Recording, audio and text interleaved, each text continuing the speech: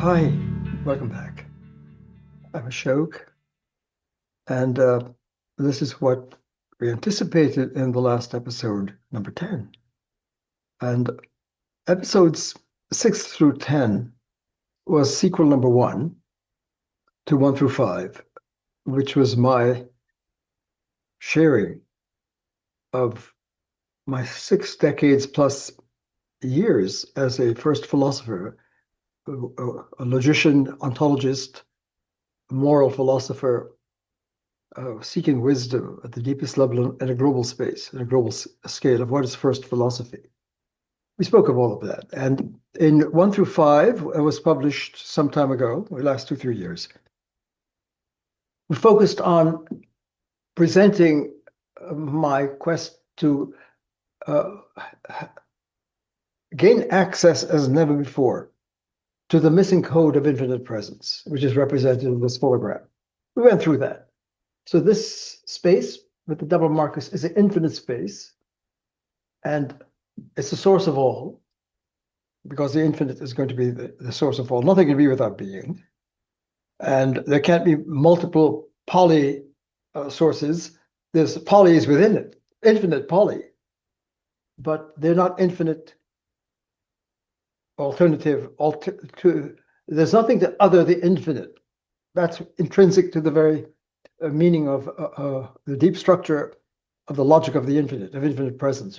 So it's best to call it presence rather than borrow names from what we saw in the red markers, which is where humans live for millennia. Amazing technology. The red marker indicates the technology of gaining reason and experience and arts and sciences and scriptures and the quest to be for meaning and truth and to be whole human beings. All of that's going on within the technology, a profound technology marked off here. But we also saw that when we start to bring out the source first, not this first, not the derivative first, which typically happens, because we're here.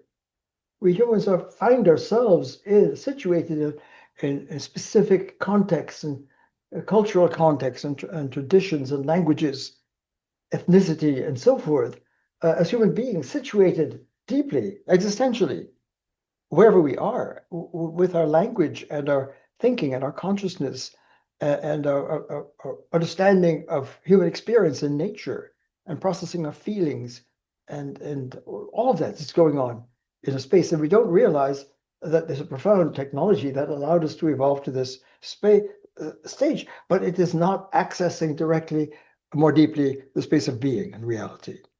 Source, whatever name. And because it's infinite, there's a very profound logic, a grammar, a language that is calling us. It's the infinite force. And it calls upon all human beings because no one can be outside of the scope of the infinite. That became clear. We're all under the call of the infinite. And why is it calling us? Because it's the infinite force. And nothing can be without, almost like as a compass pointing to, being drawn, coming from and being drawn and being held. We're all being held in this space. So episodes 1 to 5 was attempting to show how, when we step back and look at our great first philosophies across the planet and our scriptures, we begin to see a pattern that we couldn't see if we're more myopic in accepting the different silos and separations of these different alternative first narratives, first philosophies, scriptures, and wisdom keeping and enlightenment and so forth. They're all being sourced. And because the source is infinitely one, we use the word unum, UNUM, to mark not just ordinary unity. You can't even name the infinite here. If you put the infinite here in the informationized space, it's not the infinite. And the analog to that in the scriptures is if you name God, the infinite here, right? Or the Tao, it's not the Tao. The name of God is not God. The Christ is not Christ, and so forth. The Buddha named here is not Buddha. The Brahman, the self, the awakened self named here in this technology is not the self, the I am. That went through 1 through 5, and we call that the topic, the greatest story never told. This is episode 11. And this, as we saw, as we set it up from 6 to 10, I'm just rehearsing it to get moving into 11. And what we want to do in this next sequel, so the sequel to the greatest story never told, 1 through 5, which is 6 through 10, and that was surfing the space of infinite presence, which is the greatest story of the human journey. And all of our great scriptures and philosophies and enlightenments and sciences and arts are all seeking to get us to a deeper encounter with being, with reality, with ourselves, with what is first. That's first philosophy, first science. And it is science, whether you call it Vedic science, Veda, knowledge, right? To understand and explore what is first in reality, in being. And it's infinite, so it has infinite names. So you can call it the word. In the beginning is the word, the sign, energy, whatever name you use, God, Allah, Brahman, Om, Tao. All of our great traditions are being called by the infinite force. And we begin to realize that being human is a journey into source. And we need to have a portal to presence. So 1 through 5 was saying the greatest story, this story, is not a story. There's an untold story that we can't narrate in this form of storytelling. You can't, it's informationalized. You can't talk about it. It's beyond that. And we're great at storytelling here, but telling this story requires a complete reorientation and inversion from this first to source first. And that's been the great frontier of the human journey to becoming fully human, migrating from this derivative space and derivative life and derivative form of knowledge and intelligence and truth and meaning and love and ethics and human relations and being a self to a deeper form of surfing reality in a more intimate and direct way, in communion with the source.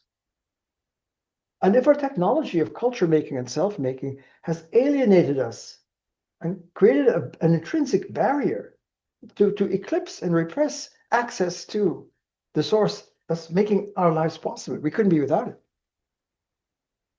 Then something is profoundly pathological and problematic and deforming of our human wholeness and life and integrity and well-being. Our being here, our existence and being here is not the highest form of being.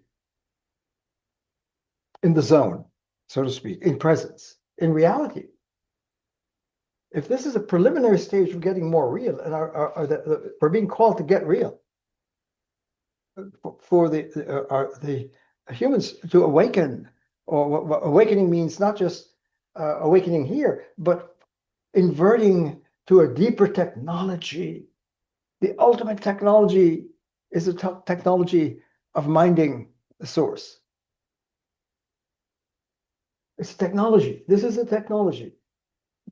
It is technology of surfing presence, which is a more profound form of literacy and language and intelligence and logic and grammar, whatever term we wish to use. The language of presence is a deeper, evolved form of language or mind operating process than the derivative form that has evolved, which is magnificent and makes it possible for all that we have and all of our great breakthroughs, arts and sciences, in every form of human creativity, and heroism and the great mystics and seers and scriptures, the prophets and so forth, who have been able to really open space, and we call those first responders. So just to rehearse, and let's move on. If in case you're just joining us in this for the first time, I'm giving you a retrospective of the prior 10 episodes, 1 through 5, the greatest story never told, because this story cannot be told in this form of storytelling. So we're saying the greatest story for all humans would be to finally see this story that is not putting this first, storytelling, but a deeper story that cannot be told in this form of giving the news, you're talking about it. You can't talk about it. This story, there has to be a direct encounter and an inversion from this first to first verse.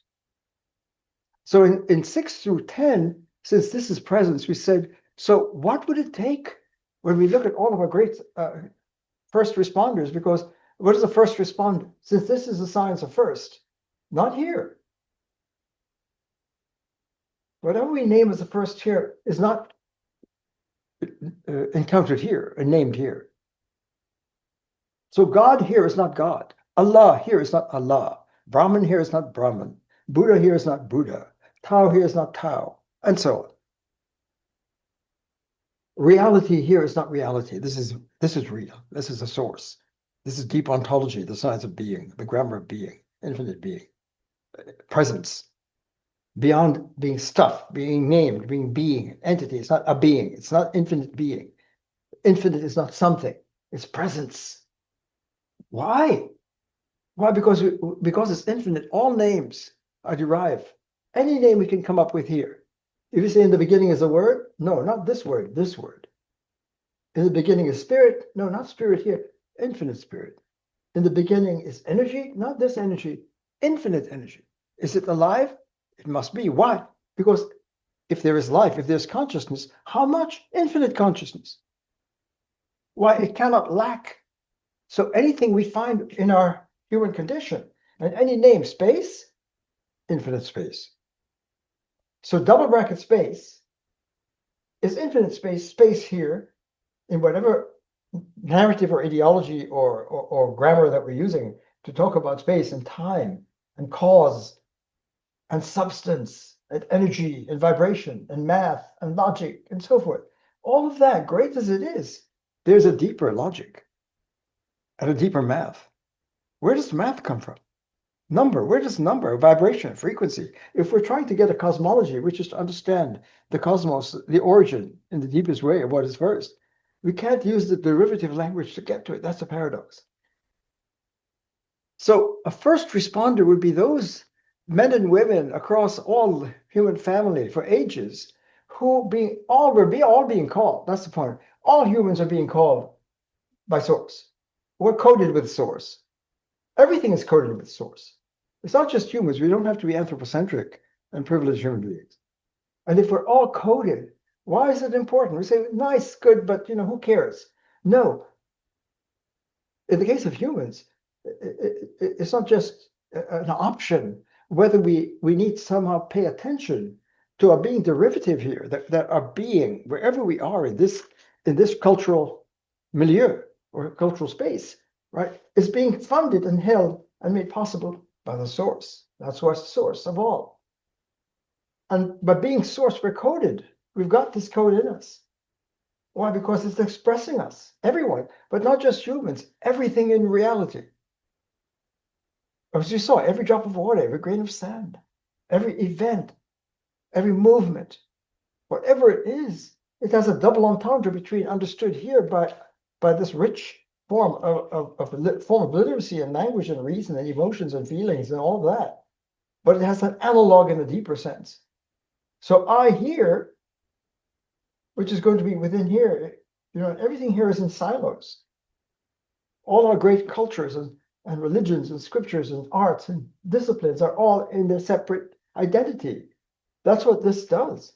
This creates Lego entities, Lego pieces, atomic units that are allegedly separate, but there are no such separate units on the ground floor of the flow of infinite flow, where everything is interwoven. There's no space without time, no time without mind, no mind without space, no space without energy, no mass without no mind without body. All of these things are interwoven here. And that logic we need to survive. We've seen in 1 through 5 and beyond, in 6 through 10, that as long as this is what's on the ground floor, we're going to be in divided worlds and ideologies and disciplines and forms of knowing and feeling and being human, identities and so forth, and polarized and binary brokenness and separation and fragmentation, which is devastating to our well-being.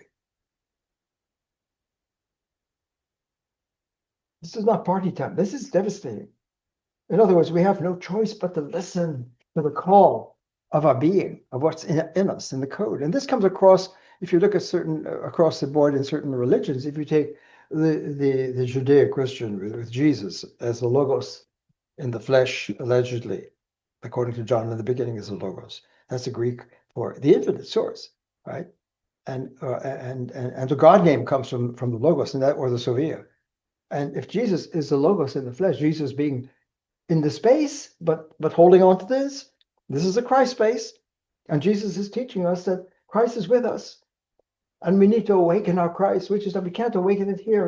We've got to somehow migrate to putting source first, putting what is first, honoring the first is first. When we get that, then the chiropractic realignment of our being, from being derivative to being primary humans, right, in the flow of connectivity, that's when we have well-being, flourishing, happiness, individually and collectively, with the entire field, because this is all sacred. All this is sacred.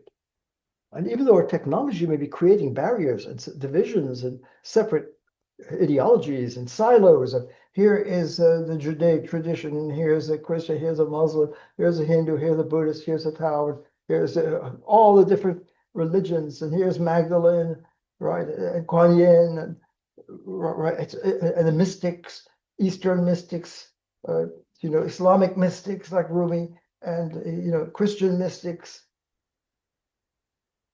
All of them, but they're put in their different spaces. They're assumed to be in different spaces because that's what happens when we're in the divider, the great divider. So let's start. It's taken a while to just rehearse, is to see what the experiment of inviting everyone who's joining us, please. I continue to reach out and say, this is what we're about to do in 11 to 15, which we've already done from 1 to 10, but now 11. Is let's join forces, please. Let's join it and see if we can hold space together. I'm asking help. I'm asking your help. So let's experiment in putting this first and asking a question. And the following question we asked in number 10. I invited everyone to join in this human experiment. Can we do this? Can we not privilege and put this first, but migrate according to our great scriptures and first wisdom teachings across and the deepest striving of sciences to really get to reality and the unified view of being and the interconnectivity of all? Can we do that? And who amongst our great heroes, men and women, arts and sciences, creative performers, poets and performers of all kinds, dancers, who amongst our human family has really helped us pioneer open space as first responders? So I'm trying to call out across all borders, no more silos. Let's remove all of the silos. It's not just the silos of different traditions and so forth, but ancient and medieval and modern and disciplinary, and the sciences and the religion and philosophy and Eastern philosophy, Western, African philosophy, feminist philosophy, right? Mystical philosophy, East and West. All of these, they're all spread out in these silos. Remove all silos, please. Remove all of the barriers that would separate the creativity. Let's just have an open space. And I did something that was a challenge. So if this is first, here we go. Let's look at it. If this is primary in the hologram, this is the ground floor. This is presence. This is operating and presiding in every life, at every moment, in every event, wherever we are, existentially, historically, ethnically, otherwise. All of our scriptures, all of our creativity, all beings, all humans, not just on earth, all within the jurisdiction of the infinite. And because it's infinite, it's infinitely one. And if it's infinitely one, it can't be broken. And if it can't be broken into atomic separate units, then everything is interwoven in a profound fractal, holographic, recursive, profound logic of interconnectivity. And Buddha was tapping into that, for example. And yoga is tapping into that. Zen is tapping into that, for example. Christ is tapping into that. Why? So the experiment is, once we open up the boundless open space, are all of our worlds coming? Are all of the worlds and narratives and ideologies and belief systems and scriptures and names for what is primary coming out of this space? Who can show that? Where, where, if this is the ground floor of reality, infinite being, infinite presence, how can we even begin to imagine that if we have space here, it's got to come from that? If we have time, it's got to come from that.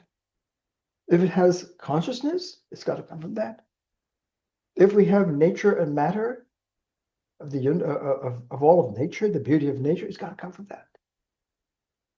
Do you mean everything that we have in all of our different wide diversity of worldviews and ways of processing reality and ideologies, scriptures, as diverse and great as they are, they're all coming from that? Excuse me. And if that's true, if the infinite unum, that's what the infinite source, is nothing can be outside of the infinite. So we're all accountable. And if we turn our backs on this and say, I don't want to hear about this,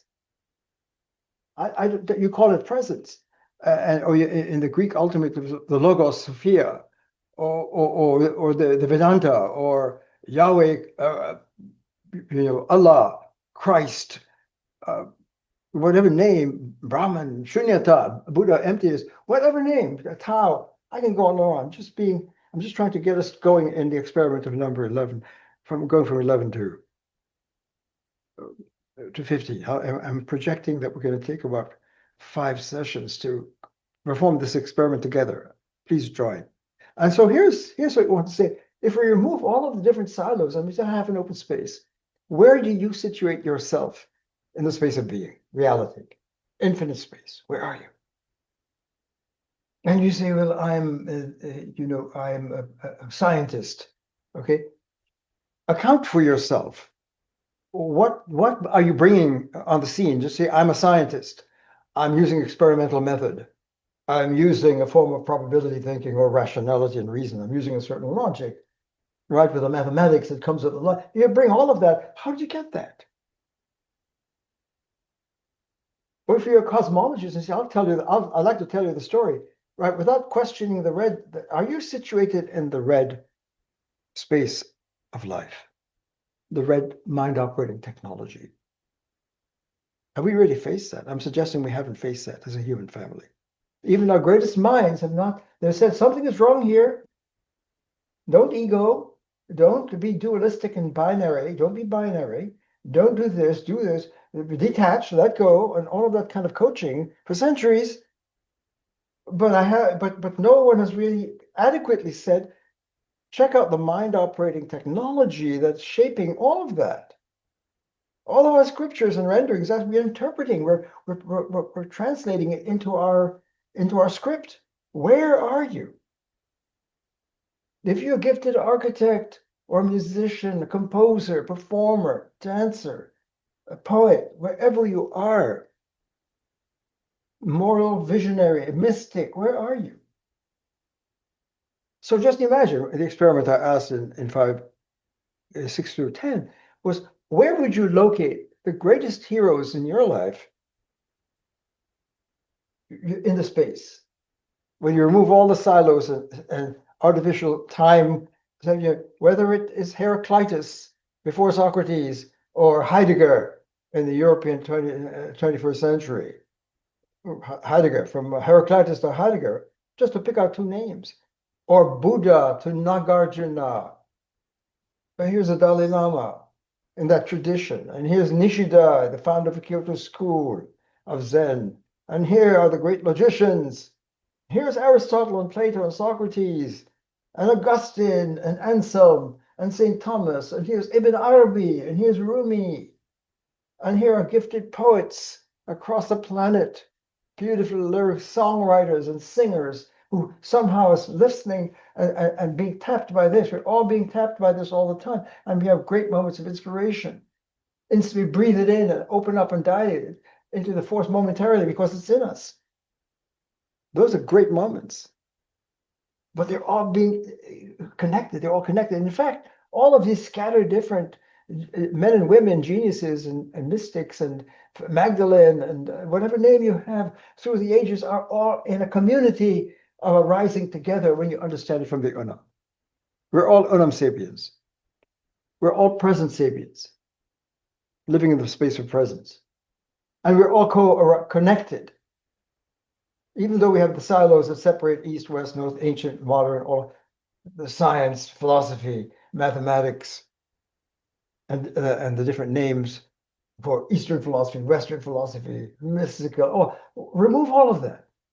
And so the experiment we're doing in 11 through 15 is, and I'm going to present my take on this, thinking about this for years.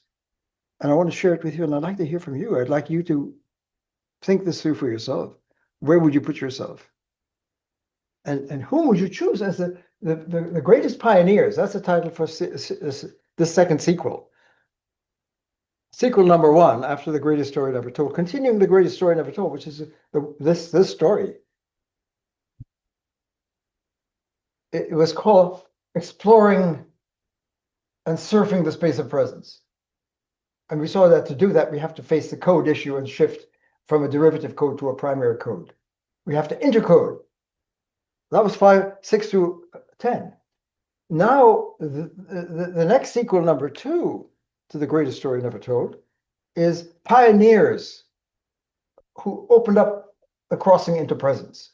Who amongst our great gifted men and women in all fields across the ages, that's the space we're opening up, have really contributed in a decisive way. That if you have to award, I'm doing this in a kind of playful way, a prize of recognition, honor to our greatest pioneers, first responders, who opened pathways for the human family into the place of presence. That is going to be the next sequel, right? Pioneers of presence. We're looking and opening up the vista of all of our great wisdom, creative thinkers, sciences, mathematics, and poetry, and song, and lyrics, and dance, and great athletes, whomever they are, whoever we are, in whatever form of music. All of the arts and sciences are opened up, and philosophies and wisdom and so forth. They're all in the space because they are. All of them are being held in the space of presence. So what we're asking in this experiment, and I'm going to try and give a sense of what I find when I look at that vast array of gifted men and women across all boundaries and fields, and not buying into this first, but the presence first.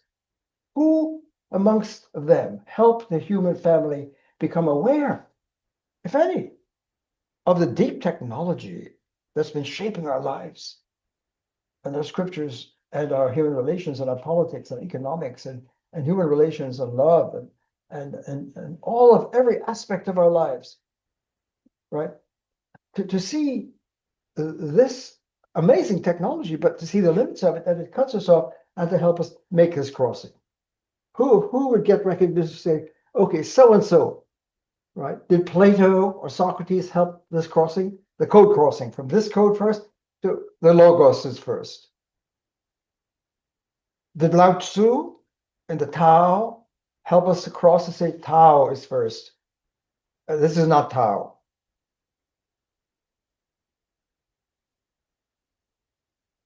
Did the Bhagavad Krishna, in the Bhagavad Krishna is allegedly speaking from their own language of the meditative intelligence of Vedantic wisdom, speaking to the everyday person, the Bhagavad Gita, the Song of God, that great text where Arjuna is standing in a broken down life, in a fratricidal war with the family, and his ethics in life collapses and he turns to Krishna.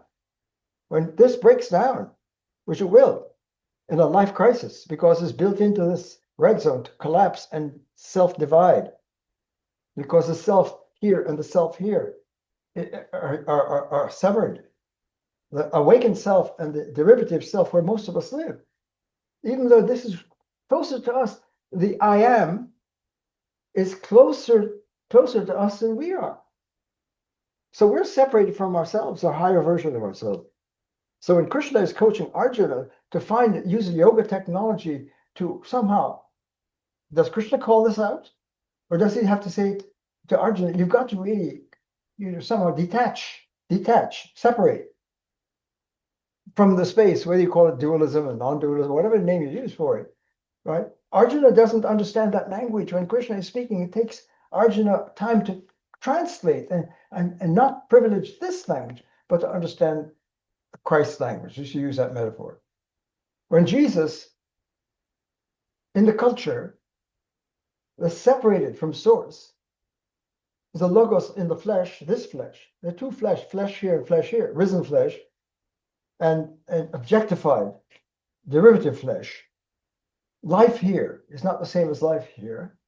And if there's a teacher who's coming from this language and situated across the codes here and here and seeking to teach and coach from here, the people here. But what we tend to do is privilege. That's why this is marked out so preeminently, prominently. To say, no, you're going to translate. If Jesus says, I am the way, the truth, and the life, the Logos speaking. How are we going to, like Arjuna, how are we going to translate that into my language that is familiar to me? I'm going to down translate it and download it here on my terms. And then you blow it. And there can be dire consequences for taking this sacred truth of the source speaking and downloading it to our customary common sense terms and language and form of literacy. Even with the best intentions, because our intentions too are governed by this. I will, I want, I intend, I believe. All of that, all of our mental states are under the sway of the informationized space, great as it is, but also limiting, because you can't informationize presence. And so if our great teachers who come in, men and women, where's the Magdalene? If the Magdalene is a companion in the Gnostic narrative, there are two Christianities, one that speaks of the belief and faith and obedience, or whatever it is, and the other says, there's Christ in each person. The kingdom of source is at hand. What does that mean? It means this, exactly, the infinite being, reality, whatever, by whatever name, is in every possible point, and therefore here. It's at hand here. What? The source, reality, being, infinite is here. Is it over there? Yes. Is it over there? Yes. It's everywhere. Is it in nature? Yes, it's everywhere. You mean in the oceans, in the mountains, in the clouds, in nature, in other species? It's all, we're all in sacred space. Yes. This is all sacred. Yes. Has it been desecrated? By what? By a derivative technology being put first above the primary. So here's the experiment in 11 through 15, and I'd love everyone to help. I'm inviting everyone to, how do you narrate this for yourself? First of all, where are you? Have you accounted for this hologram? If you're a scientist and you're doing science and you're doing theoretical physics and you're quantum speaking, and you're speaking of the quantum field and the vibration and resonance and frequency and the mathematics and so on, are you here? And where did you get your math from? Does math come from logos? Does all ratios and formulas come from the ultimate formula, which is the infinite unity? And if the infinite unum is filled with pregnant and overflowing with infinite diversity, boundless diversity, but without breaking it, diversity here fragments and breaks into silos and pieces and fragments and so forth. That's devastating for the health of the integral person. But here, in the integral space, the holistic fractal space of connectivity and flow, the space of love, right, of well-being, the unum pluribus carries a lot of information. It carries everything. So what we asked in 6 through 10 is, can anyone show, how do you get all that we have, all the rich diversity of art forms and languages and scriptures and so on they have, and they're all coming out of this space. How do you get that wealth of diverse narratives and art forms and genius and brilliance and mathematics and formulas and symphonies and songs and poems and so forth from here? How do you get ethics from here? How do you get, show me Christ? Where is Christ? If Christ is in the beginning, I'm sorry to keep going back and forth, but I need to bring up this. If Christ is ever presence in presence, where do you get it? Because Christ would be some kind of communion between the self and the infinite, which may be disrupted here. The Christ is there, and the Christ is in us. So if a teacher is coming to teach this truth, this science, this source science, and say to the people, even in the local villages, that first, that the kingdom of source is within you, the queendom, the Sophia is within you, the infinite is within you, and there's a way to access. So that is what we're looking at. If all of that, if this is the Christ, how do you get it? Could it be that the infinite unum pluribus, this unum pluribus, the infinite logic, the grammar of infinite presence, is that everything is interwoven and sacred, and therefore we're interwoven. Each of us is interwoven, not a separate entity. We're woven in, all of us. Every breath, every event, every political moment, every historical moment is woven in under the jurisdiction of the infinite force. And that'll be the greatest story never told, but ever told. It's ever told, but never told in this way. I'm asking your help to open up the missing story, the greatest story of all, which is source is first. Whatever we think is first here is something profound that's first. This is first. And our deepest call of the infinite is to come into firstness, become first versions of ourselves, not a derivative, narrative, whatever the culture or ethnicity or whatever situated in this area, but get real, come into yourself. So the problem we're facing is how can any teacher, man or woman, mystic or other, who's seeing this space and tapping into the grammar, the logic, the beautiful mathematics of the source, the frequencies, the resonance in this space, to translate it to the people here and to process it in a way that doesn't get lost and calls upon us to create not a conversion from one paradigm to the other. You hear that a lot. Drop this ideology and move to that ideology, which is a story we believe in and subscribe to, whatever the ideology and partisan ideology that you might have. You can't play the ideology game here and still access the deeper truth, which is beyond all ideologies. When Buddha awakened and saw the emptiness of this is all gone in the emptiness of the infinite flow of the Buddha Dharma. Why is it Dharma? It's ethics. Why? Because of the interconnectivity. So you mean if we meditate here, we can see the Christ? What do you mean? It's not just the Judaic name for the Christ, which is the unbridgeable, intimate link between every human, which is a source sapien, with each other and with the source. Where would you get that? That would be a deep Christ, but it's also avatar. What's an avatar? The birthing forth of the infinite into a embodied life and form. Not embodied, every word has two meanings. Body here, body here. You can be embodied here and really cut off from your consciousness or your soul or whatever, or from nature by being embodied in an artificial body. This body is objectified. And all the great teachers and yogis who say, you have to let go of this body and rise into this deeper body here, which is the technology of yoga, technology of Buddha and Zen. Right? Surf the field, let go of your body, let go of your ID, whatever it is here. You got to let it go. And that was a sacrifice, which is what, in order to cross over, you got to sacrifice something. If you're sacrificing your ID, have you sacrificed this? Have you faced this? That's the question we're facing right now. Have we truly recognized the technology of life governing the human family, and to see that it's creating fragmentations and divisions and disruption and interruption and eclipse and alienation from a deeper way of being a human? And who amongst our great first teachers, men and women, with a genius across fields? This is the question we're going to do in 11 through 15. And this is just setting up the challenge. I hope I'm trying to make it clear, because this is life and death for us.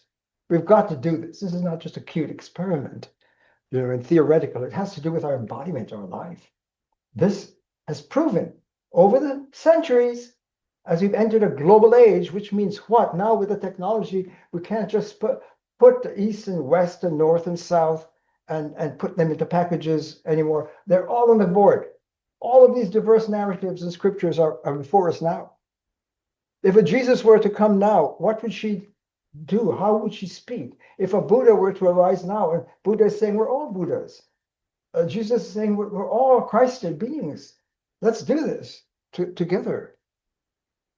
But Muhammad, Rumi, and the Islamic mystics saw into the unum pluribus power, which is where we're interwoven. That's where we get the moral law. That's the golden rule comes from here. Why? Because when you put source first and the calculus and the science of source science first, you begin to see we're all interwoven and inextricably connected with each other existentially, ontologically. And if I violate you, I violate me.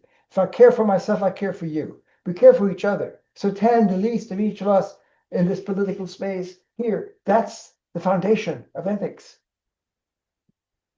Whatever moral theory we have in narrative here, and there are many different competing narratives of ethics here. I notice it's getting dark outside. I'm sitting and I can put on the light. Maybe I won't put on the light. I have a light right here. I could put it on. Let's see. Hold on. Is that any better? It's an artificial light. Actually, it's a natural light. A lamp. A lamp here or lamp here? Light here or light here? Light years. Yeah, I think you can see. That's a little better. So are we together? I'm inviting everyone to help and hold space together as a community of investigators, all accounting for where are we? Have we faced this challenge that we're in the red zone, that it's profoundly dividing and creating fragmentation, and the quality of human life in this existential space has shown itself to be unsustainable. Use a gentle ontological term. Life here is unsustainable. And to put it more starkly, it's pathological. This is a pathology. Putting this first and being lodged within this space without being able to see it. We're not being mindful, we're not being critical thinkers, we're not becoming rational aware. To step back and see this critically. And it's not just metacognition. All of these meta terms or hierarchical, higher and lower and so forth, right? The Platonic world of forms and the worlds of particulars and the higher and the lower and the eternal and a priori. All of these terms are going on here. But how about the intercode issue? That's what we're asking. Have we faced that? And I'm suggesting that in our global age, we can't use myopic thinking and technology of consciousness and culture making and self-making to survive and thrive in our highest form. And those who love technology, the ultimate technology of all technologies is this one. The technology of the source, of infinite presence. Using this technology of consciousness, which is the liberation, to enter the queendom, the kingdom of source, is at hand. And so this is what we're going to do in the next, I'm wrapping this up. This is what we're going to do in the next session, number 12, 13, 14, 15. It's going to boggle my mind to try to do this. But I want to ask questions like, did Plato, Socrates, Aristotle, and the whole tradition from Heraclitus and Socrates and Plato and Aristotle, all through the centuries in the European lineage, we're not putting them in a silo anymore. They're in the open space.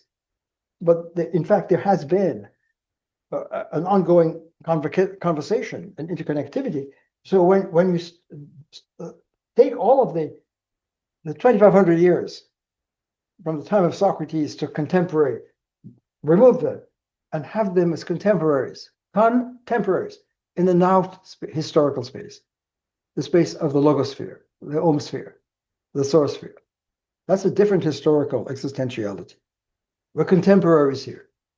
Jesus is here with us now. Moses is here. We can connect with Moses and Muhammad.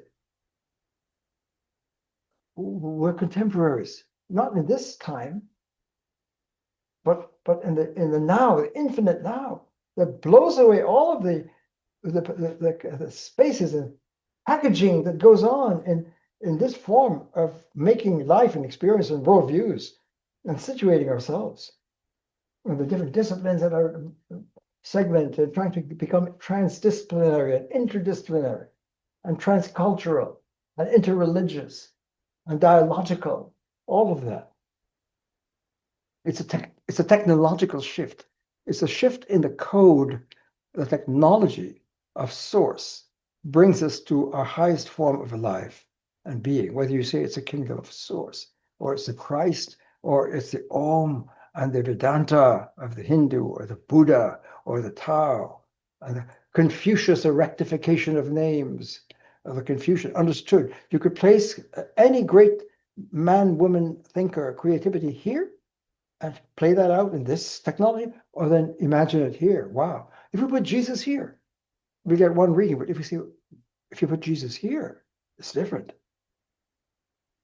If you read the Bhagavad Gita here, and Krishna is having a dialogue with Arjuna here, you get one Bhagavad Gita or Upanishad. But if you put Krishna here and say, wow, Krishna is the voice of Brahman, Om, speaking the deep script of Vedic science to the people. And there's a translation problem.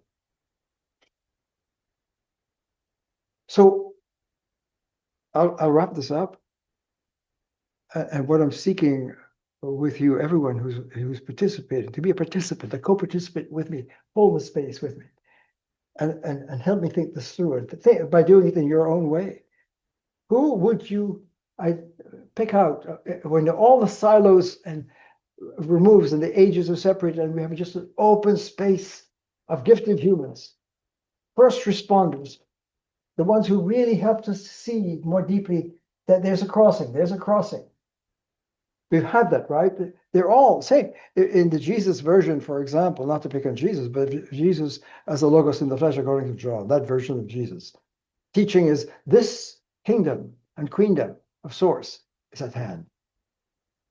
And Christ is with us. If we understand it that way, then Jesus is not Christ. Jesus is opening the Christ and showing us that we are of the Christ. Each of us to open up to the Christ. Open up to the presence of Allah. Open up to the presence of Yahweh. If that Yahweh is a primal first name and all of these great first names, if they're truly infinite, they're going to be the source of all, and therefore they're going to be interconnected. They cannot be split and divided. They're distinct, but connected. Onam doesn't melt down diversity, it upgrades it. Jesus is not Buddha. Buddha is not Krishna. Krishna is not Lao Tzu. Lao Tzu is not Moses. There is this uniqueness, but connectivity in serving the source, the deep, profound language and technology of getting real. Reality is the source of all. So the experiment we're about to embark on is, let me finish that thought for a moment. It's not just Jesus and Christ, but Krishna is teaching, Brahman is with us. It's an analog. It's not just Krishna is a one and only avatar. The avatar is a name for the voice that links the bridge between this voice and us in the Om. Om is here too. And to help build the bridge, a teacher, a yogi that is trying to coach the people to understand that the Om is here, and we need to open up the higher self and change the technology of how we're using our mind and step back from a derivative technology and moving it to the primary, ultimate technology, Om. Or Buddha is saying, this is the Four Noble Truths, that existence is suffering, it has a cause, and we have a choice, and we can renovate habitually from this addiction, which is a habit, a bad habit, a vice, to virtue, which is a dharma, which is ethics. If ethics is here for all human beings, which is what? The unum pluribus principle, the I thou, which is what? The foundation of the golden rule and all of the many forms of the golden rule. The way you treat the other and yourself. Treat the other as you would have the other treat you. Where does that come from? It's the unemployable deep structure of reality. That's ethics. Being is ethics. It's not being is and ethics is ought. Or those kinds of divisions here, but being is the flow of love, of compassion, of sacred space. When we are in sacred space, and sacred space is here, and there's an opportunity for us humans, a human family across the planet, to migrate and put the deeper technology first. If we admire science and technology here, then there's an even deeper original technology that is funding all possible technologies. The ultimate technology is the technology of source. All technologies come from that. And as great as these are, they couldn't be without this. But the human technologies, this is the journey we're talking about. Just to sum this point out, that our great first teachers were calling us to make a shift and to saying presence is at hand. It's not just for Jesus, that the Christ is here, or the kingdom of God is here. It's resonating across the planet. The kingdom of Om is here. The queendom of Om. The music of Om is here. The music of Buddha is here. This is the music. The mystics tapped in and saw, because they're being called with visionary and having moments of high vision, enlightened moments, that this is beyond words. This truth is beyond words. But it was not yet here, but there's a deeper word. Because if the infinite word is the beginning of the word, it's not illiterate. We need to understand the grammar, the word, of the ultimate, the grammar of all grammars, the narrative of all narratives, and the narratology of the source. So please, that's a lot. I know you think it's too much. And it is too much. De trop, it's too much. This is too much. And if it's the greatest story never told, why? Because what would be the greatest moment in our human family with all the torment and breakdown that we're seeing and witnessing right now in the 21st century? How do we end that? The violence that's built into the technology that we're using. Even though our great teachers are saying, end the violence into non-violence, what would be the greatest political revolution for the human family to get out of the suffering here? It would be to begin to become aware of what's causing the deep suffering and breakdown and violence and pathologies, wide-ranging pathologies, traceable here. This was brought out in the earliest meditations, 1 through 10, and other playlists that have been performed and produced before. So we've shown why this technology generates profound pathologies and disruptions and breakdowns and separations across the human family. And therefore, we've got to pay attention to what's the technology of our culture. And is there something, is there a virus, a word virus, a mind virus in the human family? Call it sin or samsara. Let's not go there. And is there a way to come to health, mental health, mentation health, the mind operating process in a non-violent, deep dialogue, I and thou, I and it, objectifying violence to flow, non-violence, in sacred life and sacred space, and sacred science and sacred knowledge. Knowledge here, great as it is not knowledge. We'll see. We've seen why that is so in the two different technologies of being a human. So all of this experiment that we're going into, is there a deeper way to be a human? And we're on our way and maturing, and we're ready. We're ready. The human family is ready for it. They know something is coming. What is coming? What do you call it? The mass awakening of consciousness. What a shift in technology becoming available. The portal to presence is opening with this technology, and to see this, and to see the devastating consequences, to see how it empowered us for all many beautiful things, but it's been holding us back. And it's time, because this is totally unsustainable. And so our survival is at risk now in terms of we have to do this. So sum up, and for next time, for number 12. Please come ready. And I can start anywhere. I could start with philosophers. I could start with you know, tradition like the Vedanta tradition, the Buddha tradition, the Tao tradition, you know, wisdom across the planet, the Magdalene, Jesus tradition, Moses tradition, Muhammad tradition, all the way with the great mystics in Rumi, for example, saying there's a field beyond this and I'll meet you there. That kind of mystical, poetic, philosophical wisdom, Ibn Arabi, that sees this profound unity, or those who speak of the monad as an infinite source. But if you speak of the monad here, it's not getting at the monad of all monads. So let this number 11 be pioneers opening the way to presence, infinite presence. Who are the pioneers? That's really what I'd like to focus on with you. And I'm not restricting it to official prophets and scriptures only, or to scientists who are alleging to find the unified field and quantum reality and epigenetics and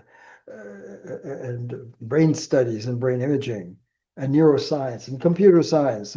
Where would you locate AI and quantum computing? Is it using this computational space of logic, 0, 1, or even if 0 and 1 meet in a quantum, is it still here? Can computers actually access infinite presence? It'd be an amazing thing to see. Here we are computer sapiens, and here we have source sapiens, sacred sapiens. Do computers and that technology have access to infinite presence in sacred space? Can a computer enter into sacred space of communion with the source? Or is it intrinsically derivative, and that's why it's artificial and not original, natural, organic? Organic is here. Organic humans are not computer chips. We're not cyber sapiens. We're source sapiens. So we'll continue in number 12, the next episode, and we're going to go deeper on what I'm going to try to do now. And I'll separate at this moment. And please do some homework with me in your own way. I love mathematicians and scientists and singers and dancers and poets and mystics and prophets and Christed ones and gurus, and life coaches, and those living in the fifth dimension. What dimension is this? Those are three. I'm not in the third or fourth dimension, the fifth or eighth dimension. It's all here. Those dimensions. The source dimension is the ultimate dimensions of all dimensions. So please think about it and deeply, and join us in the next episode to see, did Jesus, knowing the different versions of Jesus, did the Gnostic Jesus, who allegedly taught that the Christ is within us and the Christ is first, beyond him, and Christ is communion with what's first. So if you say I and the Father are one, or I and the Mother are one, it's not the same as saying we're the same. That's confusing the two codes. So are we paying attention to the intercode shift from a derivative code to the primary code, intercode? And what are the traumas involved in going intercode? It's not just a walk in the park to go from this code life to source code. What is this like to intercode? Can you get stalled? Is our human family stalled in an intercode transformation? That has to be looked at also. So did Buddha help us to get here? How? Did the Bhagavad Gita or Lord Krishna coaching Arjuna help us to get here? Did Lao Tzu help us? Chuanzi? Muhammad? Rumi? Magdalene? On and on. Is the frontier of theoretical physics helping us to get there in quantum? Where does quantum come from? Quantum talk and quantum fields and quantum energy and the vibrations and the energy of black holes and infinite black hole, all of that talk, where does it come from? Does it have a deeper source in source science? Is there a deeper science of all science? Is first philosophy, first science? And truth here is deeper than truths here, because truths here are all within certain ideologies and narrative forms. Scientific truth is one, even over those deep alterity and alternative paradigms, even within the languages of science. And truth is relative to your narrative. And there are many, many competing narratives in scriptures and worldviews, all alleging to have their truth. So truth here is not the same as truth. So is truth here self-evident truth, ultimate truth, the source of all truths? Is source sourcing all the narratives that allege to have truth and avenues and opening to truth? All of these questions we'll take up. So I'd like to take a break right now in this meditation. This is a meditation, and everyone is invited to meditate along in this space. And help us in the next 4 episodes. In number 12, I'm going to not just privilege scientists or philosophers or scriptures. I want to keep them all open together because they're all coming out collaboratively in the source. And I do a strange jump from asking some questions of Moses or Muhammad or Jesus on the one, but then going to Descartes or Spinoza or Leibniz or Socrates or Aristotle or Plato or great poets or mystics, men and women who've seen into the depths of being and saying we can't use this language. For example, and scientists, I might just go to an Einstein or Schrödinger and other Bohm or Freud and Jung and Adler and Maslow or they're all open now. Did Freud help us to see this? Did Jung, Carl Gustav Jung, Adler, The Quest for Meaning, Eric Fromm, Maslow, all trying to get meaning. Meaning is here. Deep meaning, ontological meaning.